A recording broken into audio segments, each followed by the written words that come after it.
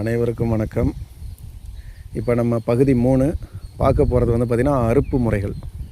அறுப்புனாலே வந்து பார்த்திங்கன்னா கீழ் அறுப்பு மேல் அறுப்பு. இப்போதைக்கு தேவைப்படக்கூடிய அறுப்பு அதுதான்.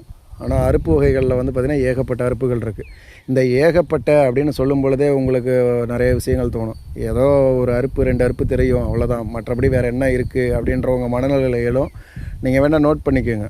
பஸ்கி அறுப்புன்னு ஒன்று இருக்குது, களவு அறுப்புன்னு ஒன்று இருக்குது, அணப்பு அறுப்புன்னு ஒன்று இருக்குது, ஒதுக்கறுப்புன்னு ஒன்று இருக்குது, ஒட்டறுப்புன்னு ஒன்று இருக்குது. இது மாதிரி இன்னும் பாடத்திட்டங்களுக்கு ஏற்ற மாதிரி அறுப்பு வகைகள் கூடிக்கொண்டே போகும். புரியுதுங்களா? இன்னும் நிறைய வகையான அறுப்பு முறைகள்லாம் இருக்குது. ஏன்னா இந்த ஏகப்பட்ட அப்படின்ற ஒரு வார்த்தையை சொன்னாலே வந்து பார்த்திங்கன்னா ஏதோ போடணும் வீடியோ அப்படின்றதுக்காக போடுறாங்கன்னு நினச்சிக்காதீங்க. உங்களுக்கு சொல்லக்கூடிய அனைத்து விஷயங்களும் ரொம்ப நுணுக்கமாக சொல்லணும்.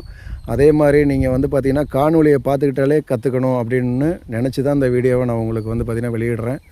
இப்போ அறுப்பு முறைகளை பார்ப்போம். முதல்ல பார்க்க போகிறது கீழறுப்பு. நீங்கள் கீழறுப்பு செய்யுங்க. இடமிருந்து வளம், வளமிருந்து இடம், இவ்வளோ தான் கீழறுப்பு. கீழேருந்து மேலே போவோம், மேலே அதாவது அதே மாதிரியே அங்கேருந்து கீழேருந்து மேலே தான் வரும்.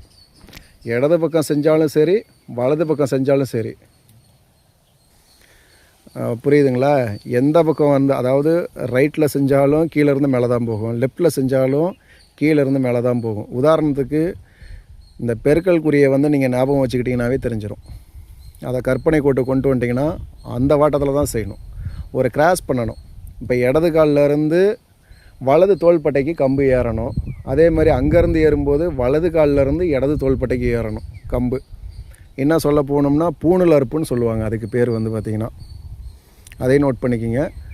இப்போ வந்து பார்த்திங்கன்னா கீழறுப்பு மறுபடியும் மீண்டும் செய்யுங்க. கீழறுப்பு பாருங்கள். இடது காலிலேருந்து வலது காலிலேருந்து இடது தோள்பட்டைக்கும், இடது காலிலேருந்து வலது தோள்பட்டைக்கும் நல்லா வேகமாக செய்யுங்க. அப்படி செய்கிறது தான். எதுவுமே கீழேருந்து மட்டும்தான் போகும் அறுப்பு. இப்போ கீழறுப்பு பார்த்தீங்களா? இந்த கீழறுப்பு வந்து பார்த்திங்கன்னா வலது காலிலேருந்து மீண்டும் சொல்கிறேன், வலது காலிலேருந்து இடது தோள்பட்டைக்கு ஏறும் கம்பு அப்படியே ஸ்ட்ரைட்டாக. அதே மாதிரி இடது காலிலேருந்து வலது தோள்பட்டைக்கு ஏறும். இதை நல்லா ஃபஸ்ட்டு பொறுமையாக செய்யணும். எந்த அளவுக்கு நம்ம மெதுவாக அதை கவனித்து அந்த ரூட்டை கண்டுபிடிக்கிறோமோ அதுக்கப்புறம் கொஞ்சம் கொஞ்சமாக நீங்கள் செய்ய அது ஸ்பீடு ஆட்டோமேட்டிக்காக கொடுக்க ஆரம்பிச்சிடும்.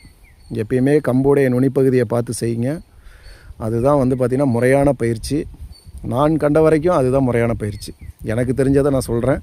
நீங்களும் ஒரு தடவை ட்ரை பண்ணி பாருங்கள். நான் சொல்கிறது மட்டுமே நீங்கள் சரின்னு எடுத்துக்க வேண்டாம். உங்களுடைய சிந்தனையில் நீங்கள் அதை யோசித்து பாருங்கள். இப்போ மேலறுப்பு அப்படியே அதே மாதிரியே தான். இப்போ வந்து பார்த்திங்கன்னா இது கீழறுப்பு, கீழேருந்து போனது. மேலறுப்புன்றது மேலேருந்து தோள்பட்டையிலேருந்தே அடி ஸ்டார்ட் ஆகிடும். அடிங்க. பார்த்தீங்களா? மேலேருந்து கீழே, முன்ன வந்து காலுக்கு கீழேருந்து மேலே போணுச்சு, இப்போ தோள்பட்டையிலேருந்து அடி ஸ்டார்ட் ஆகி வருது பாருங்கள். எந்த பக்கம் இருந்து செஞ்சாலும் சரி, ரைட்டில் இருந்து செஞ்சாலும் சரி, லெஃப்டில் இருந்தாலும் சரி, நம்ம வந்து செய்யும்போது வந்து பார்த்திங்கன்னா மேல் நோக்கி தான் கம்பு வரும். இதை பார்த்து பயிற்சி பண்ணுங்கள். நன்றி, வணக்கம்.